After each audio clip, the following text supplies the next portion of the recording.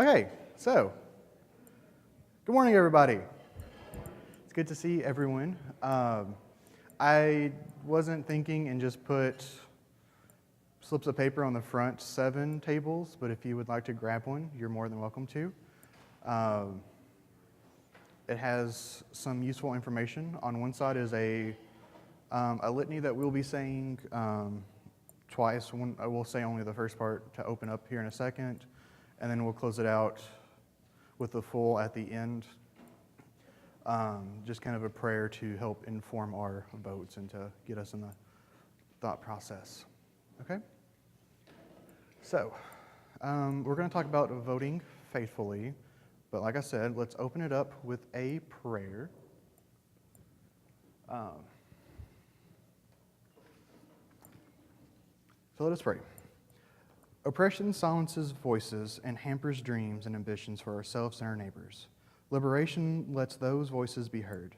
God's liberation opens the doors for dreams and ambitions rooted in justice to have the chance to become reality.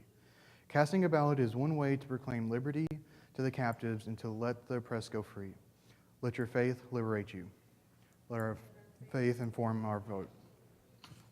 Okay?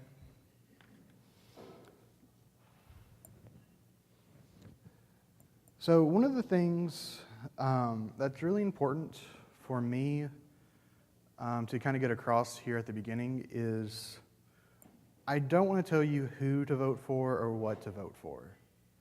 I think that that is really controlling and restrictive. And if I open up with saying you should vote for this particular candidate or on this particular issue, that shuts off like half the room, maybe, at most, right? So we're not going to talk about who to vote for or what to vote for. It's just trying to get the point across that we need to get out and vote, and in ways that we can do that, and why it's important for us to do that. So I have two questions to open up with. Are we called as Christians to vote, and are we morally obligated to vote? So if anyone wants to offer their opinion, Sam has the microphone. Just your personal take on it.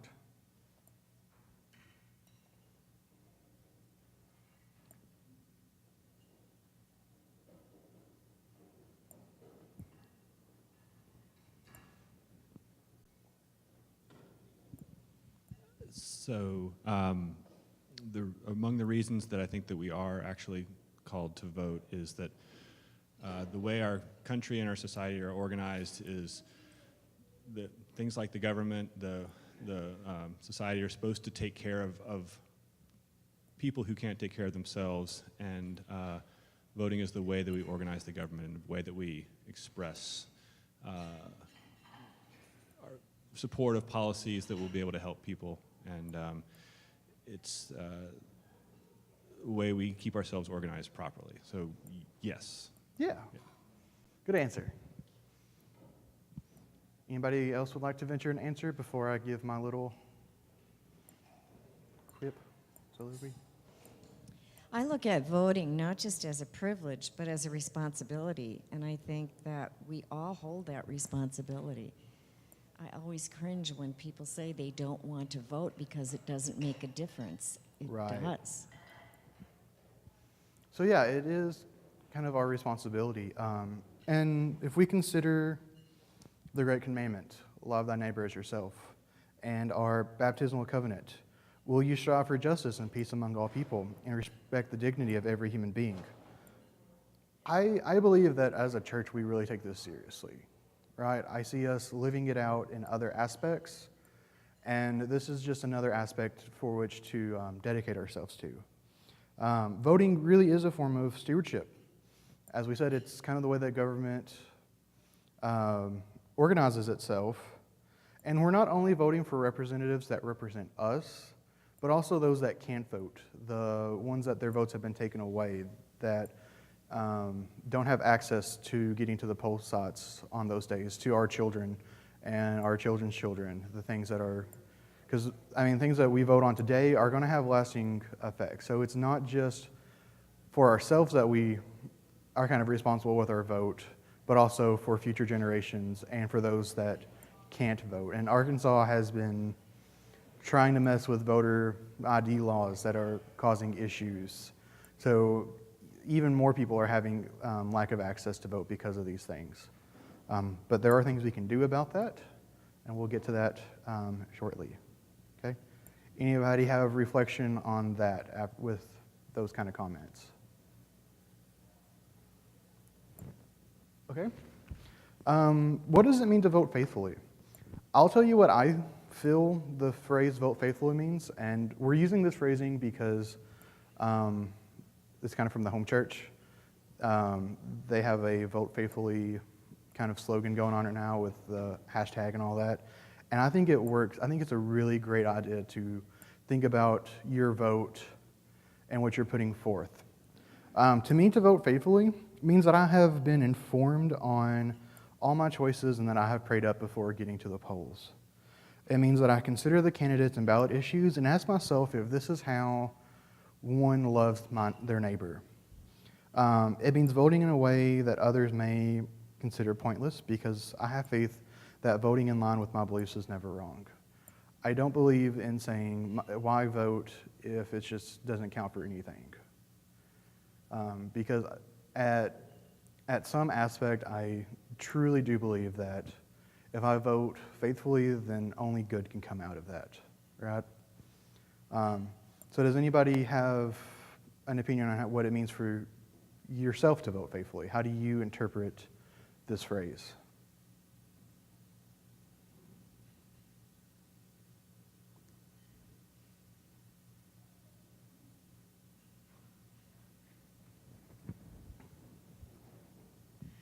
I think that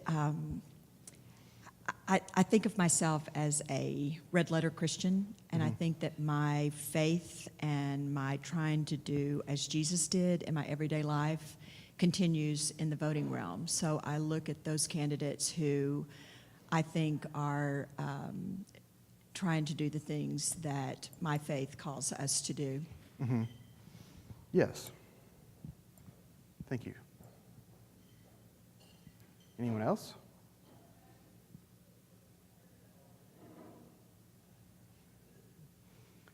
So what might it mean to vote faithfully if we don't agree with a candidate, or if we feel like the candidate or ballot measures don't go far enough? Does that mean that we just abstain from voting? Samantha.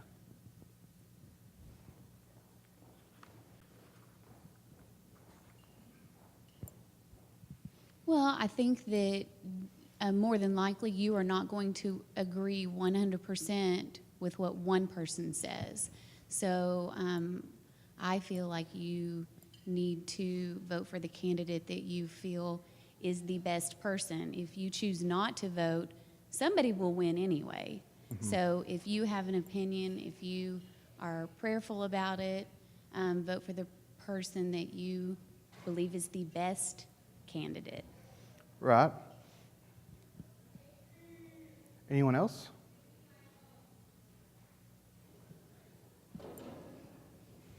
Yeah, I have a lot of opinions, so I get to talk a lot. Good. I'm a big fan of like representative democracy, and the idea that we elect people to represent us who may not be perfect. So your comment about what if you think a ballot measure doesn't go too far, or what if a person doesn't go far enough, yeah, or if a person isn't exactly the right candidate. And I think that the fact that we live in a society together means we all will make some compromises, and you can't always just vote yes only for the perfect thing. So you have to go for people who you've been thoughtful about and who you agree with, who will represent you most of the time, and that sort of has to be good enough. Yeah.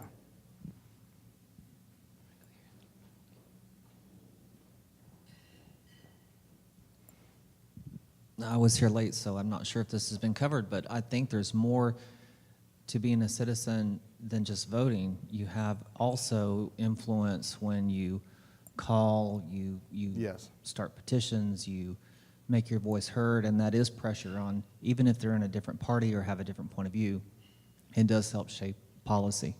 Yes.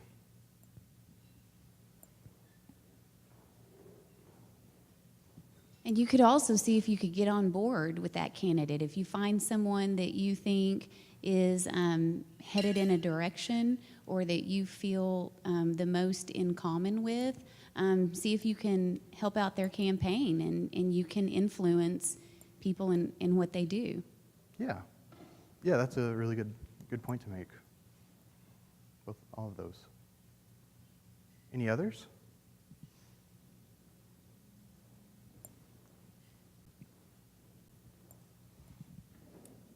I guess besides voting, you can also peacefully protest when you Yeah. don't like what a candidate is doing.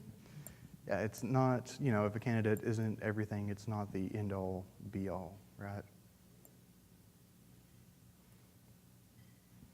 So luckily, no one actually said this phrase, but I have heard it so many times in the past couple elections. Just vote for the lesser of two evils, right? But I don't really think that if we vote faithfully, we're voting for the lesser of two evils. Because if you vote for the lesser of two evils, you're basically saying, well, nothing good's going to come out of it. I should just minimize my damage. But when we have this mindset of let's vote faithfully, vote informed, seek God's guidance to what's going to be the best and the most beneficial for my neighbor's outcome, how can that not be a good thing, right? We can't say that nothing bad will come out of it, but how can we say that that can't be a good thing, right? Because we're loving our neighbors and seeking change. That is at least a step in the right direction.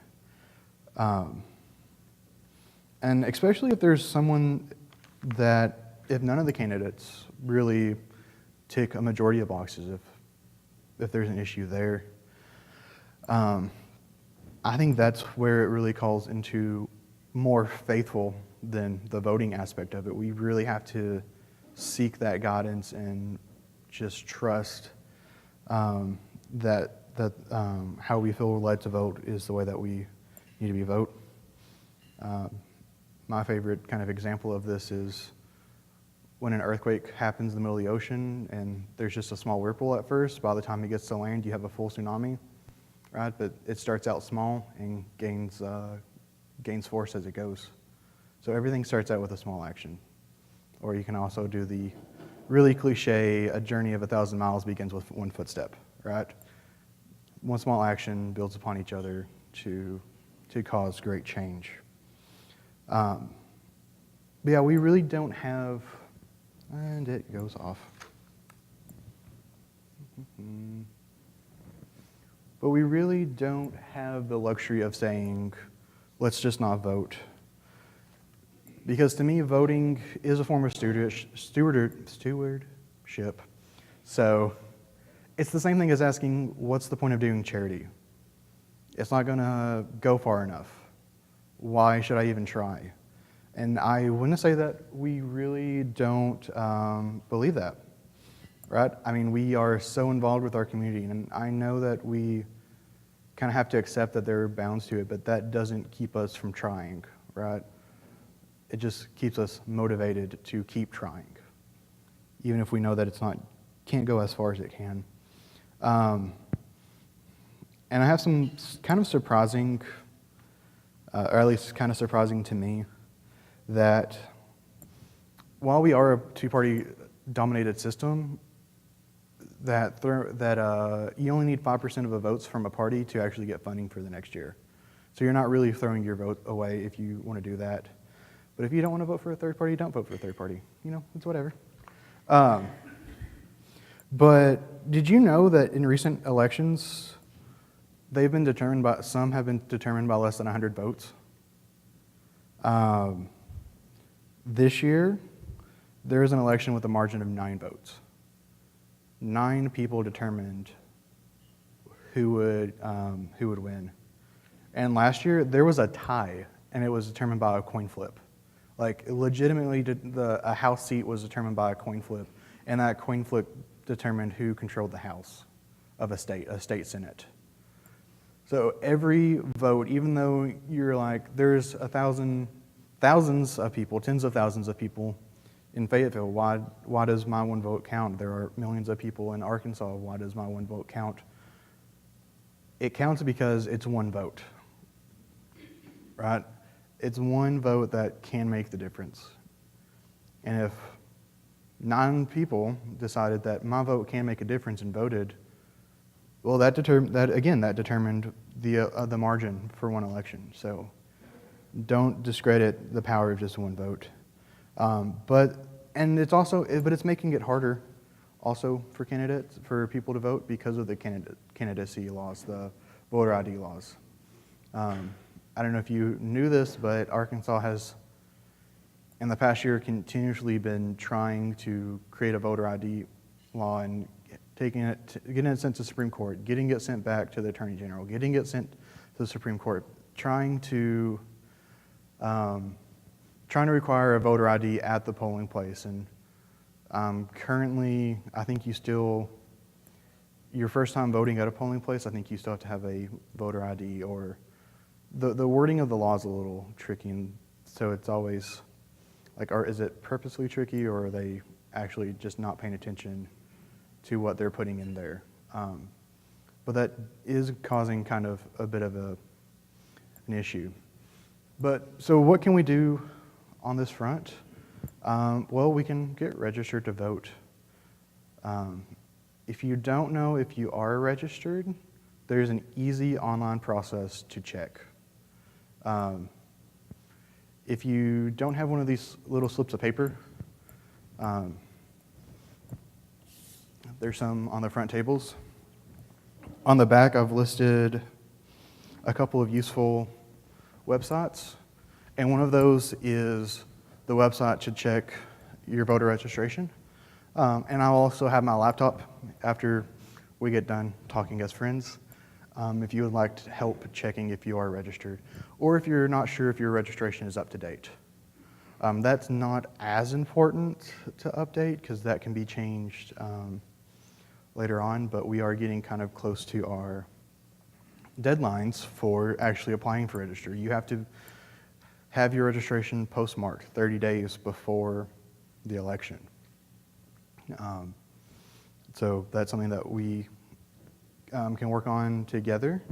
I have a whole stack of voter registration forms so that you can either pick up today, or we'll put out in the Welcome Center and you can pick up there.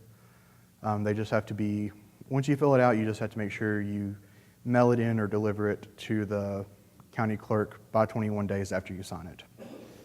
Right, but since we're getting close to the October, I would say October 5th is probably the best date to try to get it turned in. I talked to them, they said October 9th, which is not 30 days, and I'm a little hesitant to say that. So I'd say October 5th.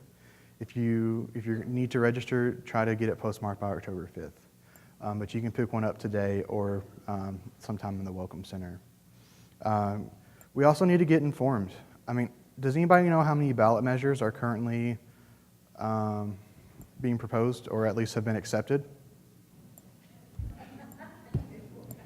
There's 4, right? There was 5. If you haven't heard, there were 5, but one of them is either currently thrown out or has a good chance of being thrown out in the Supreme Court. And that one was you may have heard of Measure 1, Amendment 1, which basically set a monetary value on a human life. And that has been challenged, and last I heard it had been thrown out, but I don't know if that was entirely accurate. But we have a measure for minimum, it's going to the Supreme Court still, but it should be decided before Election Day. So I would still look into it and have an informed opinion on it just in case it doesn't get thrown out. But hopefully, God's will goes there. But we also have things like increasing the minimum wage, which if you look into that, you may have kind of differing opinions on how far it goes on that one. There's something for casinos, term limits, and voter ID. And the voter ID one has been put on there also.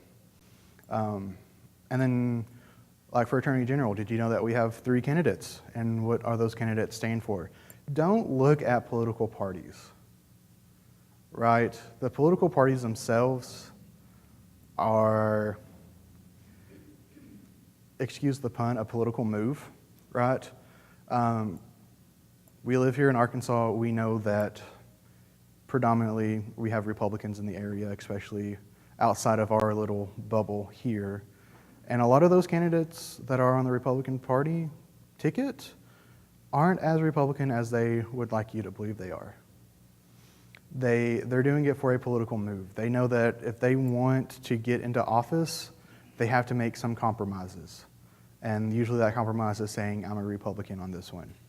In other cases, there's Democrats that are also make compromises to say that they are Democrat, but really they are more conservative than even some of their Republican counterparts. So I would highly encourage you not to actually consider the party.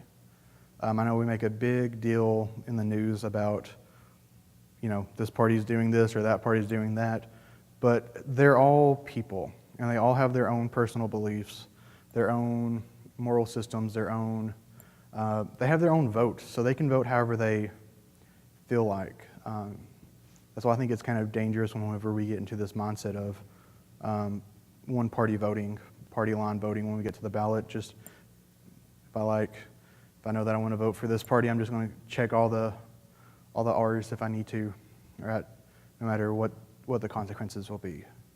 And that's, to me, that is probably one of the dangerous habits to get into. So, yes.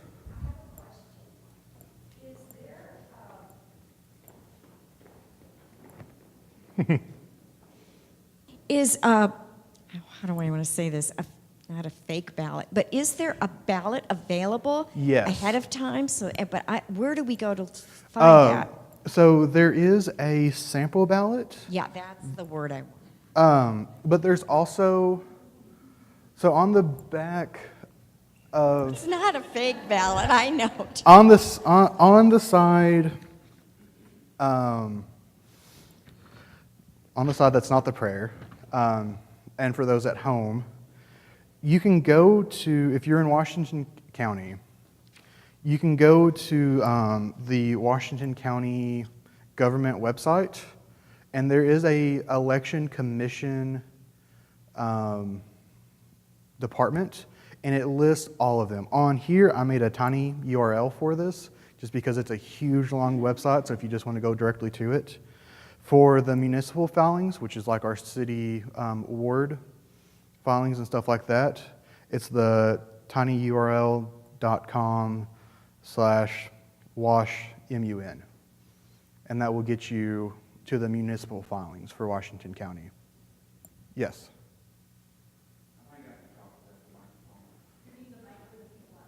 Sorry. I wanted to make sure you knew that with the ballot initiatives, the University of Arkansas System Division of Agriculture, my employer, through their Public Policy Center, they do fact sheets they're nonpartisan, objective description of what's in the ballot.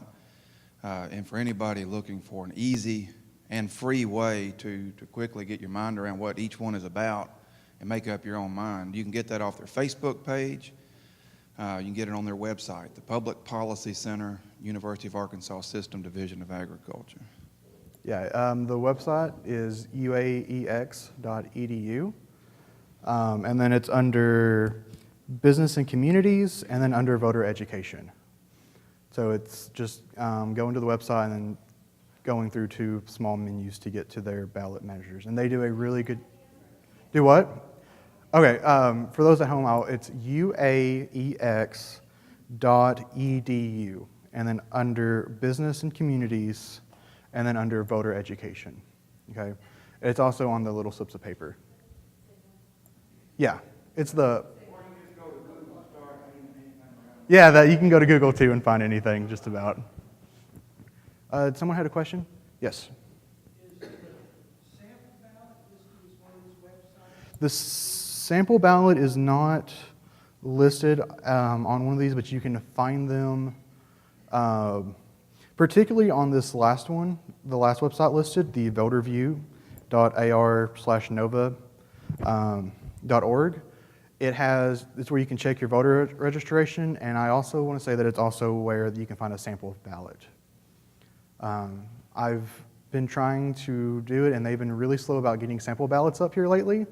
So that's why I listed the filings for the counties. Because you can also go to bentoncounty.their one, and they have their candidates all listed on the same page too. But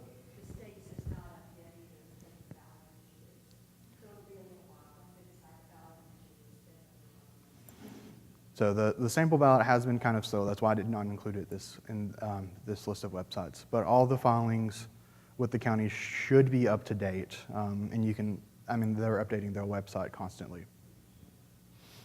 Okay. Also, another website that I like to use that's nonpartisan is Ballotpedia. I get even their newsletters because they give a nonpartisan view of politics, both on a relatively local scale and on a national scale. So if you've never heard of Ballotpedia, I do recommend that you kind of check them out. And if you just type in Arkansas, it'll give you all the things involving Arkansas, all those. And then, of course, after we get informed, seek God's guidance. I think, to me, that's always one pertinent step before I take action. I pray about it, pray and meditate, and make sure that I'm doing all I can to love my neighbor. And, it's all good and all to get registered, but it doesn't mean anything if we don't actually go out and vote. So we need to make sure that we take that last important step. Some useful information: if you or a loved one has been arrested, I think it's just once in the state of Arkansas and with a felony, there is a way to restore voter rights. A lot of people don't know about it, but it's mainly just paperwork once you have fulfilled all the requirements of your probation or whatever.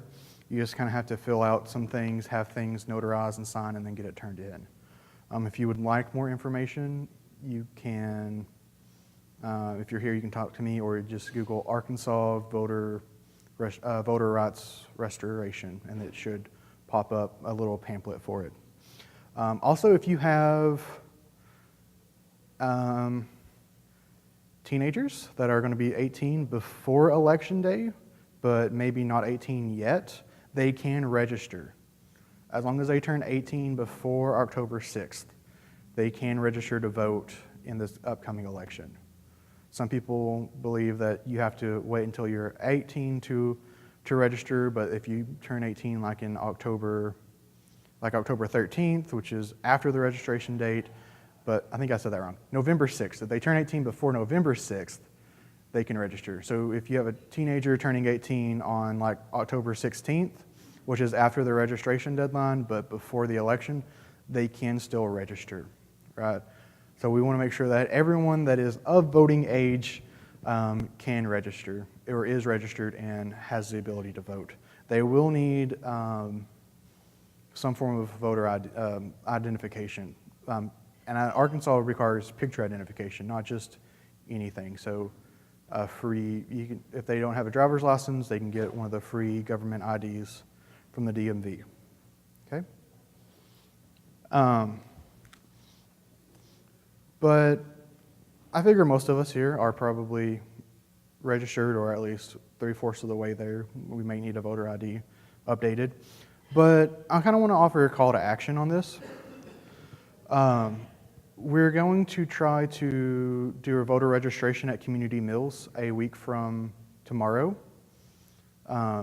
because they may not be registered, or their registration may not be up to date. So we're going to help them check it while they're here, and help them fill out the paper and then deliver.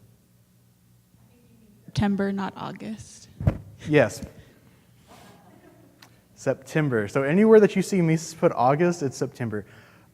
I have been really busy here lately with my schooling and my qualification exams, so my brain is a little flustered, and I still think it's back in August. So anywhere that says August, either on here or on the papers, it should say September. Everything else should be fine, though. I'm only confused about what month I'm in, not what month we're moving forward into. Okay? But importantly, it's the Monday a week from tomorrow. So we're going to help get our the rest of our parishioners, those that come help partake in our meals, to get registered. So if you wouldn't mind, I would love to have some volunteers to help me with that. Just to talk with them, to talk over why we probably want to be registered, and if they have any questions about filling it out, or if they need you to fill it out because their penmanship, they had struggled with their penmanship and want to make sure that the paper is airtight, filled out, and no problems there. Okay, so any help that I can get with that would be greatly appreciated. And if anyone could help drive people to the DMV to get IDs, because they're going to need their government IDs, and so just if we could kind of caravan after community meals are over with, that would be great. So again, yes? What will they need in order to be able to get the ID? What do they need to have with them? Oh, I think they need a proof of address of some kind, I believe. Are we asking them the week prior this week to be sure to bring those? We will. That's a good point. I did not think about that. I will get with the one, and I'll try to come up tomorrow and make an announcement, or Wednesday, okay? Or have someone be able to make an announcement, right? But yes, there's not much that they need, but it is important that they have it. So if you have the ability to help drive people to the DMV to get these IDs made, that would be great. And then if you also on polling day, November 6th, that's Tuesday, if you have the ability to help drive people, really drive people up here, because the polling place is right across the street at UMC. There's a whole list of election places, but probably for sake of like a whole list of possible polling places on election day. Unfortunately, the courthouse isn't, but maybe even more fortunately, UMC is. So just for sake of coordinating, it'd probably be, say, if we can just get here, yes. You might consider the Monday before, where they're here anyway, and go early. Yes, so we can still. So you can early go instead of going on Tuesday when they're not here. So that is a good thing to mention, is early voting. Early voting opens up on the 22nd, and it's available until the 5th at the courthouse. Most places, it looks like, are going to be closed on the 5th, but the courthouse will still have early voting available on the 5th. They just won't have it on election day. Yes? I just moved here from out of state, and in addition to having a utility bill or something with your address on it, you have to have a former ID, which for me was my out-of-state driver's license with my photo on it. Okay. So you can't just come and say you were born on this date, you have to have proof. Okay.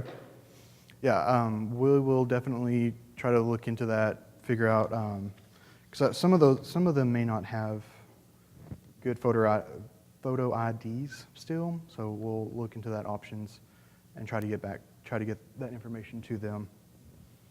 But yeah, so that's even better idea than trying to drive people on. Now, if someone would prefer, if they can't come that particular Monday, I would still like to have the option to drive people to the polls. So consider that as a potential form of stewardship, if you can, or if you need to be driven to the polls. If you don't have access to a way to get to any of the polling places, please let me know, and we'll try to get something coordinated This isn't just for those at community meals to get driven. It's also for as many people as we can, right? We don't want, I can't make it to a polling place to be the reason why you can't vote, right? But there is a lot of early voting opportunities. Yeah.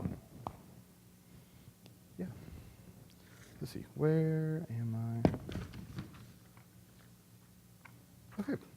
So I would like for us, is there any questions, comments, concerns?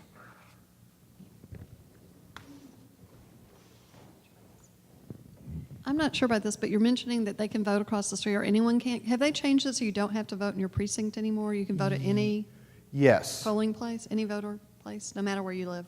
If you're in Yes. Okay.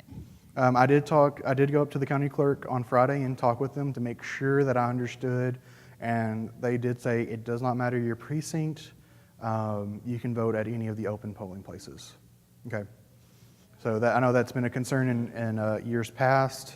People having to be shuttled everywhere and saying that no, this isn't the right one, but now it's as long as you get to a polling place on election day. Okay. But good question, because that has been an issue in our past. I don't think they'll have the goals for that precinct.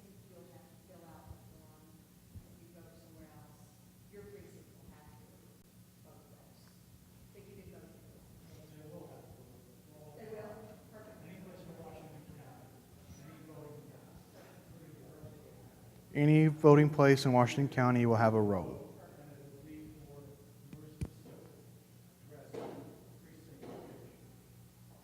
So any precinct in Washington County will have access to the voter roll.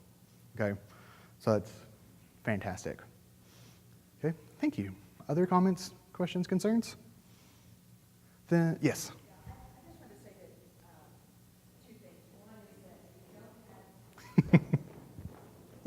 One is that if you don't have your voter ID, you can still vote. You still vote, you vote, it's a provisional ballot. Yes. And they'll check to make sure that you're legit, and then they'll count that vote. So even if you don't have an ID, go ahead and vote. They'll have to check it before they can count it, but they will if it's legit, yeah. Particularly if you don't have a photo ID, you can show up later on, I think it's the next week, with a utility bill, and it also works, but it's just you have to go back up there, right? And the other thing is that I want to reiterate what Harrison said about learning in a bipartisan way about the issues, because ballot issue 1 is called tort reform, and it does place a value on human life, but it also separates the balance of power, takes the power from the Supreme Court to the legislature. That's a huge issue, and that's why it's in court now. It's because it's not related, but there's actually 4 issues in that one issue, and you can't do that. Yeah. But anyway, just make sure that you read through the ballots and don't take the name of that ballot issue as gospel, because it isn't. I want to say that, thinking back to my civics classes, people like to pigeonhole things and kind of sneak things in under the radar. So, and that's definitely a good instance of, no, it's just tort law. Well, not really, but it is. Okay, if there are no other questions, comments, or concerns, I would like to close with a prayer. And this is the prayer that is on the slip of paper on the front side. Okay? And where did my copy go? Because my screen is blank. All right. Let us pray.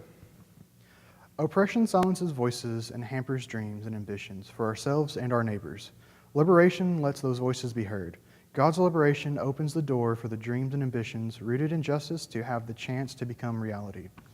Casting a ballot is one way to proclaim liberty to the captives and to let the oppressed go free. Let your faith liberate you. Let our faith inform our vote. We remember when our nation's foremothers had no agency, no voice, no vote. They were considered property, enslaved, and not. We remember when white women got the right to vote, while others waited a few more decades. We confess the ways in which we did not reflect that we are all equal in their Creator's eyes. Let our faith inform our vote. We remember when someone's personhood and reality became a campaign issue. We still face someone's personhood and reality being a campaign issue. The Creator doesn't love creations with the most votes. We are loved regardless. Let our faith inform our vote. God loves us all regardless. Let us learn from the times when the color of our skin, our gender, our educational attainments, or our wealth or poverty determined the ability to have a voice. Let us repent and affirm the God-given dignity in all people. Let us protect and further the ability of all persons to be heard in society and through their ballots. Let our faith inform our vote. Let us liberate ourselves from bigotry and decisiveness. Let our faith inform our vote. So again, if it says October, if it says August, it means September. But other than that, these are kind of our important dates moving forward. I want to thank you really for a lot for your time, because this is something that is so important to me, especially being an Arkansan and seeing kind of the defeatist ways that people can be like, my vote doesn't count. It's always going to be Republican. And then getting to move across the state and actually seeing people who are involved and who care. It's really encouraging, and I just want us to be able to continue this on. We will try to have opportunities for voter registration at community meals throughout the year, because it doesn't really help us to just kind of push it here at the beginning and then die off and then wait until the next election season to scramble and make sure everything is taken care of. If we can try to have some kind of a concerted effort, even between elections, right? And try to keep kind of informed of what's going on in politics in general. Okay? Thank you all.